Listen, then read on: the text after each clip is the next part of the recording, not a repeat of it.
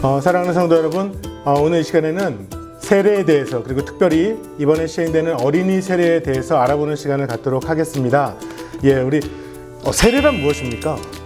세례는 예수 그리스도를 구주로 믿고 예수 그리스도의 그 십자가를 통해 죄된 그 옛사람은 죽고 부활하신 그 예수님을 통해 새 사람, 즉 거듭난 그리스도인이 되었다는 사인입니다. 이 세례는 예수님의 명령을 따라서 성부와 성자와 성령의 이름으로 주고 하나님이 명령하신 것으로 하나님이 주신 권위를 가집니다. 네, 또 세례는 예수님을 우리 삶의 구주로 고백하면서 공동체 회중 앞에서 고백하면서 한 신앙 공동체로 생활을 하게 된다는 그러한 출발입니다. 네, 목사님, 그럼 우리 교회는 세례를 어떻게 진행하고 있나요?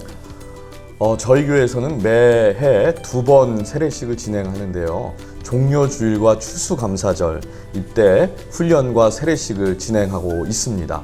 그런데 안타깝게도 코로나 팬데믹으로 인해서 대면하기가 어려워서 그동안 저희가 세례식을 진행하지 못했죠. 그러면 박상 목사님, 이번에 그 세례식 일정은 어떻게 되는지 좀 설명을 좀 해주시겠어요? 네, 참 오랜만에 거행되는 세례식인데요. 11월 27일 토요일 새벽기도회, 그 다음에 28일 주일 1, 2, 3부에 세례식이 진행됩니다. 특별히 이번에는 토요 새벽기도회 때 세례를 거행하면서 주일날 조금 분주하게 진행됐던 그 세례를 이제는 좀 여유 있게 그렇게 진행하고자 합니다. 그래서 토요일과 그 다음에 주일 1부 예배 때도 세례식이 있고요. 2부, 3부에 어린이 세례와 유아 세례를 준비하고 있습니다. 네, 훈련은 작년과 유아 세례 그리고 중고등부 세례 교육이 각각 한국어와 영어로 진행됩니다. 그래서 특별히 어린이 세례는 4, 6학년, 2, 3학년 그리고 K1에서 각각 담당 사역자의 인도로 훈련이 병행됩니다. 이번에 특별하게 이제 그 새롭게 시행되는 것이 어린이 세례인데 혹시 많은 성도님들이 어린이 세례에 대해서 궁금해하실 것 같습니다. 우리 박상 목사님, 어린이 세례에 대해서 간략하게 설명해 주신다면 이것은 어떠한 세례를 말하는 것입니까? 네, 어린이 세례는요, 유아 세례를 받지 않은 어린이들이나 또한 믿지 않는 가정에서 자라난 어린이들 중에서 자신의 입으로 신앙을 고백할 수 있는 어린이들에게 베푸는 세례입니다. 네, 그럼 이 어린이 세례의 목적은 무엇인가요?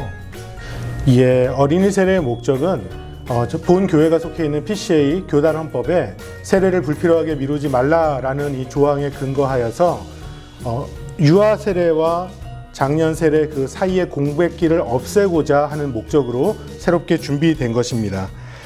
자, 그렇다면 우리 그 어린이 세례에 대해서 많은 성도님들이 관심 있고 궁금해하실 것인데 어린이 세례를 받을 때의 조건은 어떻게 됩니까? 네, 어린이 세례는 만 5세부터 12세 미만의 어린이들이 받을 수 있고요. 아까 말씀대로 자신이 신앙 고백을 할 수 있어야 하고 또한 부모 또는 담당 교사의 영적 후견인의 지도를 받으면서 이 세례를 시행하고 있습니다. 자, 목사님, 그러면 유아 세례를 받은 아이들이 어린이 세례를 받아야 하나요? 받을 필요가 없습니다.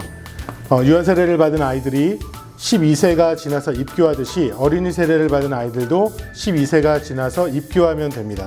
자, 그렇다면 어린이 세례에 이 부모님의 역할이 굉장히 중요한데요. 부모님의 역할은 무엇입니까? 네, 부모님은 세례받는 어린이의 신앙적인 후견인으로서 어린이 세례 교육 중 일부를 함께 참여하시고 후견인 서약을 하신 후에 정기적으로 어린이의 신앙을 점검해 주셔야 합니다. 지금 말씀하실 때 신앙적 후견인이라는 말을 하셨는데 이것이 구체적으로 어떤 의미가 될까요? 유아 세례는 부모의 그 믿음을 통해서 우리 아이들이 고백할 수 없지만 부모의 그 신앙 고백을 통해서 세례를 주게 되는 거고요. 지금 어린이 세례도 부모가 영적인 그 후견인이 되지만 그 부모가 영적 후견을 할 수 없을 때에 교사나 그리고 친인척 그 아이를 정말 영적으로 잘 돌보고 키워줄 수 있도록 이렇게 돕는 역할을 하는 것이 이제 후견인인 거죠. 그 말씀을 정리하면은 유아 세례는 부모의 믿음으로 아이에게 세례를 주고 장년 세례는 자신의 신앙의 고백으로 세례를 받는다면 어린이 세례는 어린이의 신앙의 고백과 후견인의 신앙적 돌봄 위에 세례를 주는 것, 이렇게 이해하면 되겠죠. 그래서 유아 세례와 장년 세례 그 중간 사이에 공백이 없도록, 그리고 어린이 세례와 유아 세례는 동일하게 12살이 되면은 입교해야 하는 것이죠. 그렇다면 목사님, 그 어린이 세례를 받은 사람 아이들이 성찬에 참여하는 것은 가능한가요? 네, 성찬식에는 참여할 수가 없고요. 입교를 받은 이후에 참여할 수 있습니다. 그리고 공동의회 회원도 있는데요. 공동의회 회원은 18세 이상 세례교인이 되겠습니다. 그래서 18세 이상부터는 공동의회 회원이 될 수 있습니다. 네, 저희들이 오늘 어린이 세례에 대해서 잠시 돌아봤는데요. 혹시 궁금한 점이 더 있으십니까? 제가 궁금한 게 두 가지가 있는데요. 세례를 꼭 받아야지만 신앙생활을 할 수 있는가 한 가지 하고, 그 다음에 두 번째는 제가 군대에 있을 때 세례를 많이 받는 사람들을 좀 봤어요. 네. 그 세례를 뭐 2번, 3번 이렇게 내가 받고 싶을 때마다 받을 수 있는 건가요? 네, 우선 저는 세례식을 결혼식이다라고 표현하고 싶어요. 왜냐하면 우리가 결혼은 이제 남녀가 결혼 전에도 사랑하는데 결혼식이라는 그 의식을 통해서 회중 앞에서 가족 친지 앞에서 사랑을 이제 고백하고 공식적으로 부부가 되잖아요. 세례도 마찬가지인 것 같습니다. 우리가 지금도 세례 받기 전에도 예수님 사랑하죠. 예수님의 제자이죠. 그런데 우리 회중 앞에서 공식적으로 인정받고 그리고 공동체의 일원으로 살아가는 그런 의식이거든요. 그래서 만약에 결혼 전에도 남녀가 결혼식 올리지 않고 살아갈 수는 있지만 뭔가 좀 아쉽잖아요. 그래서 세례식도 세례식이라는 그 의식을 통해서 모든 회중 앞에서 예수 그리스도의 제자임을 고백할 때에 이것이 또 연대 책임, 상호 이제 책임을 가지고 함께 그리스도의 길을 살아갈 수 있을 것 같습니다. 또 저도 군대에서 세례 한 10번 받는 그런 친구를 봤거든요. 왜냐하면 저희 군대에서는 세례 받으면 햄버거를 하나씩 줬습니다. 주일날 교회 나가면 초코파이만 줬지만 세례 받으면 햄버거를 줬거든요. 그래서 세례식 있을 때마다 세례 받는 친구를 봤어요. 그런데 그런 친구들은 조금 이제 본인의 신앙 고백을 하고 세례를 받는 것이 좀 필요하지 않나 그런 생각을 좀 해봅니다. 그러니까 줄여서 신앙생활은 할 수 있지만 세례식을 통해서 내가 크리스찬이 된 것을 자랑스럽게 신앙생활을 해라. 그렇죠. 이거였던 것 같고, 네. 결혼은 결혼은 한 번만 하지 10번씩 하지 말아라. 그렇죠. 그런 맞습니다. 네. 예, 성도님들께서 특별히 궁금한 점들이 더 있을 거라고 생각합니다. 각 부서 훈련 담당 그리고 부서 담당하시는 우리 사역자, 우리 전도사님, 목사님들께 질문해 주시면 친절하게 자세히 답변해 주실 것입니다.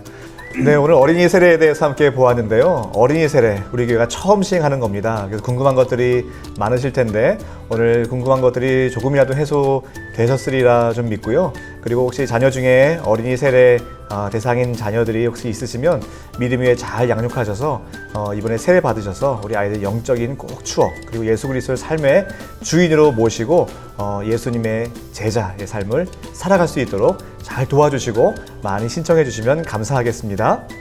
자, 세례란 무엇이다? 세례란 예수님과 함께 죽고 다시 예수님과 함께 사는 것입니다. 네, 세례는 결혼식이다.